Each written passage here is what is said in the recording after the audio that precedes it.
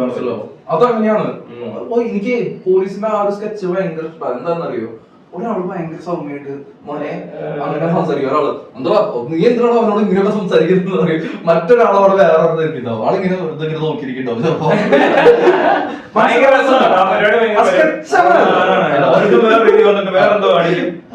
ഒരാള് വലിയ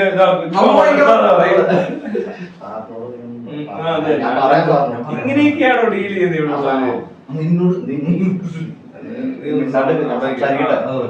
സാറിന് ചെല്ലുമ്പോ സൂക്ഷിച്ചോണം, ഭയങ്കര റെസ്പെക്ട് ചെയ്ത് സംസാരിക്കാവോ നിങ്ങൾ പറയുന്ന ആൾക്കാരോട് എന്തുകൊണ്ട് എന്തിനാ ഇതൊക്കെ ചെയ്യുന്നത്? ഇവർക്ക് പരാതി കിട്ടിയാൽ അത് ഭയങ്കര നാടകമാണ്. 4 4 സ്വഭാവത്തിൽ നിർത്തും. നമ്മള് തന്നെ എഫ്ഐആർ ഇടാൻ പോയിട്ട് 4 മണിക്ക് ഇട്ടിട്ട് ബാലയുടെ കേസിലെ പക്കില്ലാതെ എഴുതി തന്ന പാർട്ടികളാ. മരുന്ന് പറഞ്ഞപ്പോ എന്നെ പിടിക്കാൻ വന്നേക്കും. പണ്ട് അച്ഛനമ്മമാര് പറയില്ലേ, ഞാൻ സ്ട്രിക്റ്റ് ആവാം, നീ കുറച്ച് സോഫ്റ്റ് ആയിക്കോ, അവൻ നിന്നോട് എല്ലാ കാര്യങ്ങളും പറഞ്ഞോളൂ. അങ്ങനത്തെ സാധനമാണെന്ന് തോന്നി. ഇവരെല്ലാം അങ്ങനെയൊക്കെയല്ലോ ജനിച്ചു വളർന്നതും പഠിച്ചതും. വേറെ ലോകത്തിന്റെ ഒരു മൂലയ്ക്കും പോയിട്ടില്ല.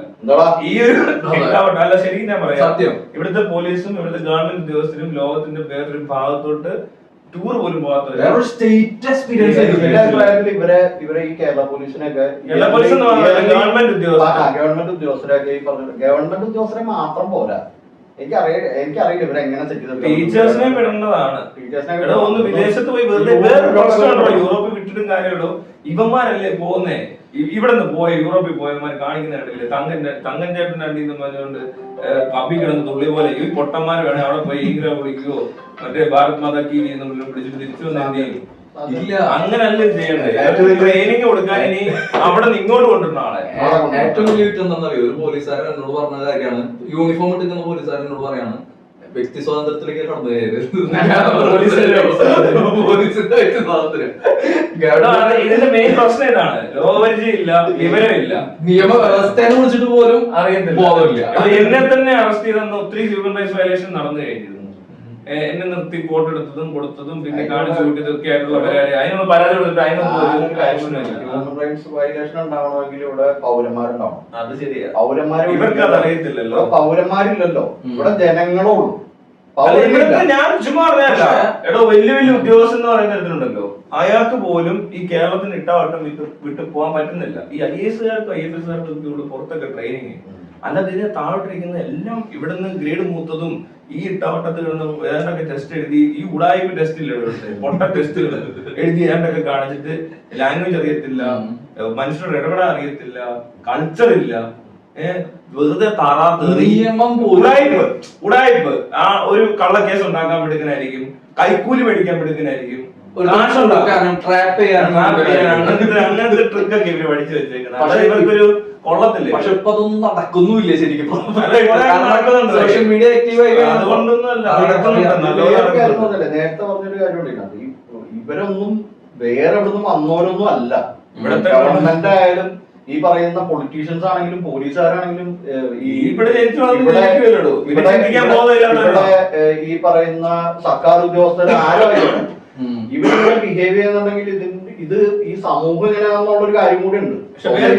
സൊസൈറ്റിയുടെ പ്രശ്നം വന്നവരാണെങ്കിൽ ഇപ്പൊ താൻ പറയുന്നത് ശരിയാ. പറയുന്നിടത്ത് വേറെ സാധനം കിടക്കുന്ന എവിടെയെന്ന് പറയാമോ? അങ്ങനെ നമ്മളൊരു മാറ്റം ഭയങ്കരമായിട്ട് ആഗ്രഹിക്കുന്നുണ്ടെങ്കിൽ നമ്മൾ വല്ല അമേരിക്കന്നൊക്കെ പോലീസിനെ നമ്മൾ ഇങ്ങോട്ട് കൊണ്ടുവരേണ്ടത്. അവരെ കൊണ്ട് പോലീസിന് പ്രശ്നമുണ്ട്. അങ്ങനെ പറഞ്ഞാൽ ആരും താനും പറഞ്ഞെല്ലാം തെറ്റാന്ന് ഇപ്പൊ എല്ലാവരോടും മനസ്സിലാക്കും.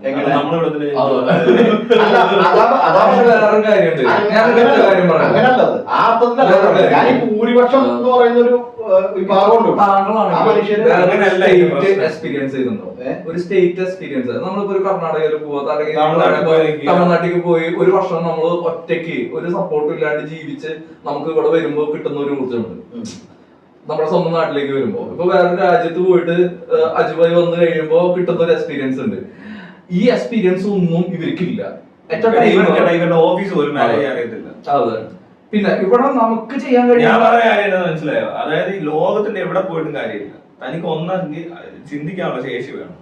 എല്ലാം തനിക്ക് ഇതിനകത്ത് ഈ സിസ്റ്റം കണ്ടാൽ മനസ്സിലാവണം ഇവിടെ എന്തോ ചെയ്യേണ്ടതെന്ന്. ഈ യുവന്മാർക്ക് ഇത് മനസ്സിലാവാനുള്ള ബോധം ഇല്ല. ഇവര് പഠിച്ചെടുത്ത പ്രശ്നമുണ്ട്. എല്ലാരും പലതും ഇവിടെ എല്ലാത്തരം ആൾക്കാരും ഉണ്ടോ? അപ്പുറം ചെയ്യാൻ കഴിവുള്ളൂ. ഇവരെ അനങ്ങാൻ സമ്മതിക്കത്തില്ല. മെജോറിറ്റി പോലീസിംഗും ഈ ഗവൺമെന്റ് സെക്ടറും ഒക്കെ ഇല്ലേ, ഇതൊക്കെ ഇന്ത്യയിൽ മൊത്തത്തിലങ്ങ് ആക്കണം. അതിൽ ഇവിടെ ഉള്ളവരെയൊക്കെ വേറെ എങ്ങോട്ടെങ്കിലൊക്കെ വിടണം. വേറെ സ്ഥലത്തൊക്കെ ആൾക്കാരെ അങ്ങനെയൊന്നും പറ്റത്തില്ല. ഏറ്റവും നല്ല കോപ്പി അടിക്കാൻ പറ്റും, എന്നിട്ട് അവിടുത്തെ ട്രെയിൻ ചെയ്യാൻ ആള് വരാൻ പറ്റും. രണ്ട് കാര്യം ചെയ്യാൻ പറ്റും. ഒന്നും പറഞ്ഞിട്ടുണ്ടെങ്കിൽ ഇവിടുത്തെ സ്ട്രീറ്റ് ലൈറ്റുകൾ മൊത്തം നല്ല പ്രകാശത്തോട് കൂടിയിട്ട്, ഈ ഡിം ലൈറ്റ് അല്ല, നല്ല പ്രകാശത്തോട് കൂടിയിട്ട് മൊത്തം സൈഡും മൊത്തം സ്ട്രീറ്റും ക്യാമറ ബേസ്ഡ് ആക്കണം.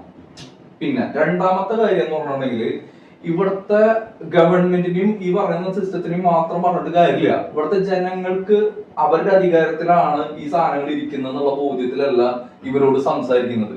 പോലീസ് ഡിപ്പാർട്ട്മെന്റിൽ പോലീസിന് തന്നെ ട്രെയിൻ കൊടുത്തിട്ടുണ്ട് സാറിന് വിളിക്കരുതെന്ന്. അതേ പോലീസിന് നമ്മൾ സാറിന് വിളിക്കാതെ അത് സംഭവം അവര് പരസ്പരം സല്യൂട്ട്. അതെ, ഈ വിധേയത്വം മാറി ഈ സിസ്റ്റം പ്രോപ്പർ ആക്കണം. പക്ഷേ ജനാധിപത്യം എന്ന് പറയുന്നത്, ഈ പറയുന്ന ജനാധിപത്യം എന്ന് പറയുന്നത് ഇപ്പൊ എന്റെ വീട്ടിലല്ലെങ്കിൽ പോലും അത് ക്രൈമാണ് അല്ലെ? ഈ പോലീസിന്റെ സിസ്റ്റത്തിൽ പോലും ജനാധിപത്യം ഇല്ലെങ്കിൽ എന്താ അവസ്ഥ? വേറെ പ്രശ്നം എന്നറിയോ, ഇത് പറഞ്ഞാൽ മനസ്സിലാകുന്നത് 20% ഇവിടെ മറ്റേ പോലീസും എവിടെ ചെന്നാലും നമുക്ക് ജനാധിപത്യം എക്സ്പീരിയൻസ് ചെയ്യാൻ പറ്റില്ല. നമ്മളിപ്പോ ഒരു ഗവൺമെന്റ് ഓഫീസിലോട്ട് ചെന്നാൽ വേറെ എവിടെയെങ്കിലും ജനാധിപത്യപരമായിട്ട് നമ്മൾ സമീപിക്കും.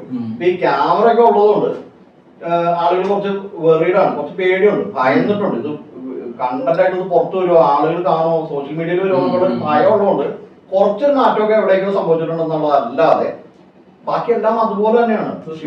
അങ്ങനെ തന്നെയാണ് നിൽക്കുന്നത്.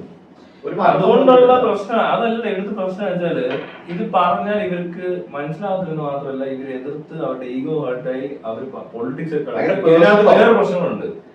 ഈ ഏത് ഉദ്യോഗസ്ഥരാവട്ടെ, ഏത് ഡിപ്പാർട്ട്മെന്റ് ആവട്ടെ, എന്ത് വകുപ്പിലാണേലും എല്ലായിടത്തും ഒരു 3 ഗ്രൂപ്പ് ഉണ്ട്.